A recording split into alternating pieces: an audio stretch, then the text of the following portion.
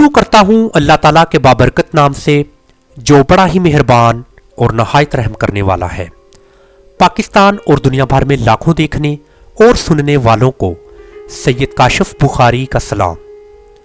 Professional accountancy software tally ERP 9 के इस मुकम्मल कोर्स में आप सबको खुश आमदीद। हमने लास्ट लेक्चर में टैली सॉफ्टवेयर पर कंपनी को क्रिएट करना सीखा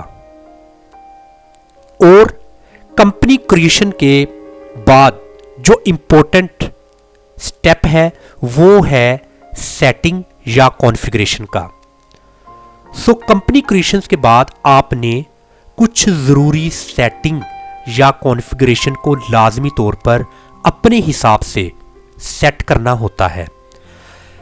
कॉन्फ़िगरेशन के लिए शॉर्ट की है F12 या फिर आप राइट साइड पर सबसे लास्ट में कॉन्फ़िगरेशन का ये आपको ऑप्शन दिखाई देगा, आपने इसको क्लिक कर देना है। सो अब यहां पर आपको गेटवे ऑफ टैली में कुछ इंपॉर्टेंट कॉन्फ़िगरेशंस दिखाई देंगे। इंशाल्लाह ताला हम इन तमाम इंपॉर्टेंट कॉन्फ़िगरेशंस को या सेटिंग्स को वन बाय वन सीखेंगे। हम सबसे पहले जर्नल कॉन्फ़िगरेशन की तरफ आते हैं। सो जर्नल कॉन्फ़िगरेशंस में ये कुछ इंपॉर्टेंट जर्नल सेटिंग्स हैं जिनको हमने अपने हिसाब से सेट करना होता है। जिस सबसे पहले है country details, use accounting terminology of.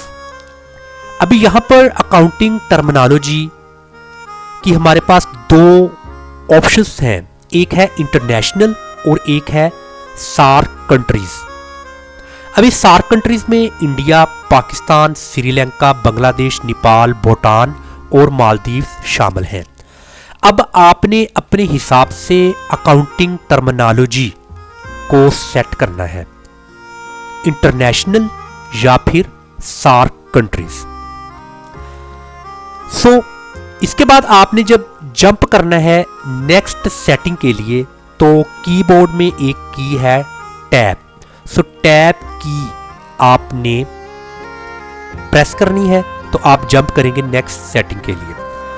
अब ये सेटिंग है जी नाम के हिसाब से, यानी कि नेमिंग स्टाइल। अब यहां पर दो इंपॉर्टेंट चीजें हैं। Very first, default appearance of names in reports.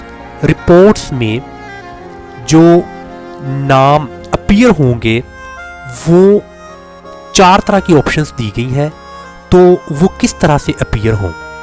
अभी कीबोर्ड पर कुछ एरो कीज हैं, यानी कि जिनको हम कहते हैं डायरेक्शंस की। सो यहाँ से आपने सिलेक्ट करना है जो ऑप्शन आपको ज़्यादा सूट करता है। अभी ये जो अलाइस है, अलाइस नेम, अलाइस होता है अल्टरनेट नेम, यानी कि जो एक ओरिजिनल नेम होता है उस नाम का एक अल्टरनेट नेम भी होता है। तो सबसे पहला हमें ऑप्शन दिया गया है अलाइस, आगे फिर ब्रैकेट में नेम। क्या वो जो उसका ओरिजिनल नेम होगा उसके साथ उसका अल्टरनेट नेम भी हो। सेकंड ऑप्शन है अलाइस ओनली, कि आप सिर्फ अल्टरनेट नेम आपको रिपोर्ट्स में शो होगा। आपने अक्सर कुछ बैंक स्टेटमेंट देखी होंगी, कुछ अकाउंट्स में एक बेसिक नेम होता है जिसको हम ओरिजिनल नेम या एक्चुअल नेम बोलते हैं या रजिस्टर्ड नेम। उसी नाम का एक अल्टरनेट नेम होता है, इसको आसान अल्फाज में निक नेम भी हम कहते हैं। तो समटाइम्स उसकी शनाख्त के लिए हम एक निक नेम या अलाइस नेम का इस्तेमाल करते हैं, तो ये वो बेसिकली नेम होता है। तो अब आपने देख लेना है इनमें से कौन सी ऑप्शन आपको ज़्यादा सूट करती है। इंशाल्लाह ताला जब हम मज़ीद नेक्स्ट इस टैली सॉफ्टवेयर पर अकाउंट्स को मैनेज करेंगे, इन्वेंट्री को करेंगे, तो मज़ीद आपको इन चीज़ों की अंडरस्टैंडिंग होगी। इसके बाद नेक्स्ट सेम बिल्कुल यही है कि default appearance of stock item names in reports. So reports में जो स्टॉक आइटम नेम्स हमें दिखाई देगा वो कैसा होना चाहिए। अभी यहाँ पर काफ़ी सारी ऑप्शंस हैं, अलाइस, आगे फिर ब्रैकेट में नेम, यानी कि उसका अल्टरनेट नेम और आगे उसका ओरिजिनल नेम। इसी तरह अलाइस ओनली सिर्फ उसका अल्टरनेट या निकनेम, डिस्क्रिप्शन आगे फिर ब्रैकेट में उसका नेम। तो ये काफ़ी सारे ऑप्शंस हैं। यहाँ पर आपको पार्ट नंबर भी दिखाई दे रहा है, यानी कि सम टाइम कुछ ऐसा होता है कि जो आपकी इन्वेंट्री होती है वो इन्वेंट्री को आप मेजर करते हैं पार्ट नंबर से। सो पार्ट नंबर के लिहाज से वो आपको दिखाई दे। तो ये काफ़ी सारे आपको ऑप्शंस दिए गए हैं। आपने देखना है कि आप किस तरह की इन्वेंट्री को कंट्रोल कर रहे हैं, उसको टैली में ऑपरेट कर रहे हैं। तो फिर आपने उस हिसाब से यहाँ पर सेट कर लेना है। तो मैं यहाँ पर फ़िलहाल नेम ओनली लिख देता हूँ। इसके बाद है फॉर्मेट ऑफ डेट्स। अब यहाँ पर हमें 3 तरह के डेट फॉर्मेट दिए गए हैं। सबसे पहले है डे, मंथ, ईयर। उसके बाद है मंथ, डे, ईयर, फिर ईयर, मंथ, डे। अभी यहाँ पर भी आपने अपने हिसाब से इसका डेट फॉर्मेट सेट कर लेना है। उसके बाद है separator between day, month and year, यानी कि दिन, महीने और साल, इनके दरमियान में सेपरेटर कुछ ऐसा होना चाहिए। यहाँ पर आपको यही दिया गया है, तो इसमें कोई ऑप्शन नहीं है, तो आपने इसको आगे जंप कर लेना है नेक्स्ट। इसके बाद है जी फॉर्मेट ऑफ नंबर्स। नंबर्स का कुछ फॉर्मेट हमें बताया गया है, उसको कैसे फॉर्मेट करना है। सबसे पहले है जी character to use for decimals. So decimals के इस्तेमाल के लिए अगर कोई वैल्यूज़ डेसिमल में होती है तो फिर ये वाला करैक्टर उसके लिए आएगा। इसी तरह separator to use of for thousands, अगर थाउजेंड्स में कोई नंबर्स होंगे, रकम होगी, उसके सेपरेटर के लिए ये कोमा। जैसे भी हम 5000 हो तो 5 के बाद ये कोमा, उसके बाद 3 सिफर, यानी कि इसको कहते हैं सेपरेटर। तो थाउजेंड्स में ये सेपरेटर कुछ इस तरीके से इस्तेमाल किया जाता है। इसके बाद है at sign before currency unit symbol. अगर आपको करेंसी या यूनिट सिंबल से पहले कोई साइन चाहिए, जैसे फॉर एग्जांपल मैं लिखता हूँ RS और आगे मैं लिख देता हूँ 500। अभी ये है कि करेंसी से पहले उसकी साइन है, यानी कि उसका सिंबल कह लें आप। इसी तरह कोई यूनिट है जैसे 5 और उसके साथ है kg, कुछ इस तरीके से ये आपको पूछ रहा है। अगर आपको चाहिए तो आपने Y करके आपने टैब की प्रेस कर देनी है, तो वो येस हो जाएगा। इसी तरह show amount in millions, millions में अमाउंट शो हो या ना।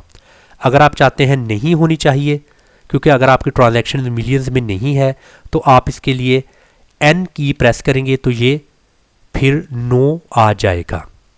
N प्रेस करके आपने टैब की प्रेस करनी, वो जंप नेक्स्ट कर लेगा और वो फिर नो आ जाएगा।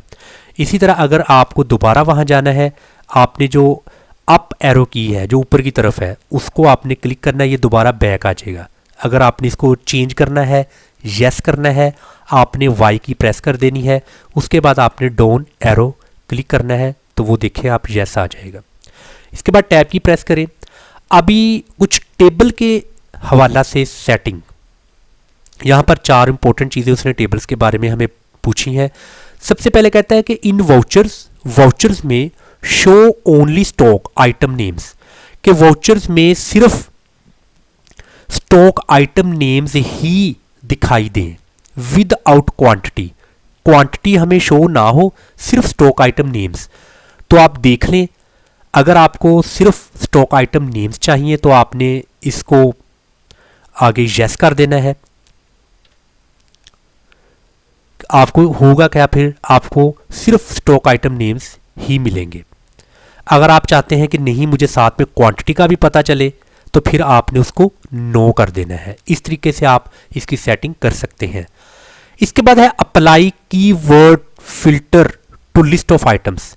देखिए समटाइम ना लिस्ट ऑफ आइटम्स होती हैं, आपने फिल्टर लगाना होता है।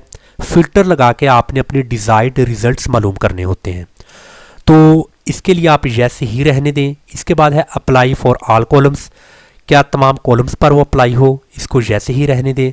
इसके बाद है show tables with masters only in current language, यानी कि जब टेबल्स अपने मास्टर्स के साथ शो हों तो उसमें सिर्फ करंट लैंग्वेज होनी चाहिए। मैं अभी इसकी ना ज़्यादा डिटेल में इसलिए नहीं आ रहा, इन तमाम चीज़ों को इंशाल्लाह हमने आगे डिस्कस करना है। तो इसलिए मैं आपको इसको ब्रीफ कर रहा हूँ। इंशाल्लाह ताला इन तमाम चीज़ों का आपको आगे आइडिया हो जाएगा। तो अगर आप करंट लैंग्वेज चाहते हैं तो फिर नो कर दें या यस कर दें, ये डिपेंड करता है आप पर कि आपको कैसी सेटिंग चाहिए। इसके बाद है डाटा इंपोर्ट एक्सपोर्ट कॉन्फ़िगरेशन। जब आपने डाटा को इंपोर्ट या एक्सपोर्ट करना होता है उसके बारे में मज़ीद कुछ आपसे पूछा जा रहा है। Ignore errors during data import. जब आपने डाटा को इंपोर्ट करना है तो किसी किस्म का जो एरर आता है क्या उसको इग्नोर किया जाए? अगर तो आप कहते हैं हाँ उसको इग्नोर कर दिया जाए, तो फिर आप उसको वाई लिख कर आपने आगे टैब की प्रेस करनी है तो वो फिर यस आ जाएगा। अगर आप चाहते हैं नहीं तो फिर आप इसको नो ही रहने दें। Overwrite vouchers instead of duplicating during import.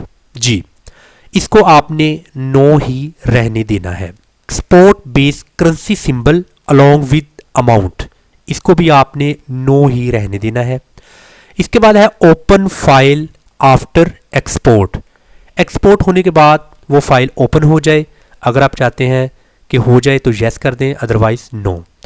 इसके बाद है जी कुछ अदर ऑप्शंस, जैसा कि शो ग्राफ्स इन मंथली रिपोर्ट्स। मंथली रिपोर्ट्स में कुछ ग्राफ्स शो हों, अगर आप चाहते हैं कि ग्राफ्स शो होने चाहिए तो यस कर दें, otherwise no. Use separate menu for final account statement. Final account statements के लिए सेपरेट मेन्यू इस्तेमाल होना चाहिए। देख लें, अगर यस चाहिए यस कर दें, नो तो नो। इसके बाद enable sound notification for alerts. अगर किसी भी तरह की नोटिफिकेशन आपको आती है उसके लिए साउंड इनेबल होना चाहिए या नहीं, तो ज़्यादातर इसको यस ही रहने देते हैं ताकि हमें साउंड के ज़रिए हम अलर्ट हो जाएं किसी भी नोटिफिकेशन के बारे में। Always show information panel. Information panel हमेशा शो रहना चाहिए, तो ये फिर काफ़ी कॉम्प्लिकेटेड हो जाता है, कंजेस्टेड हो जाता है, इसलिए इसको आप नो ही रहने दें।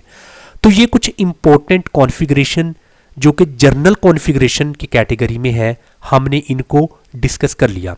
इंशाल्लाह ताला इनको डीपली आप तब अंडरस्टैंड करेंगे जब हम इंशाल्लाह ताला आगे फर्दर अकाउंट्स और इन्वेंट्री पर काम करेंगे।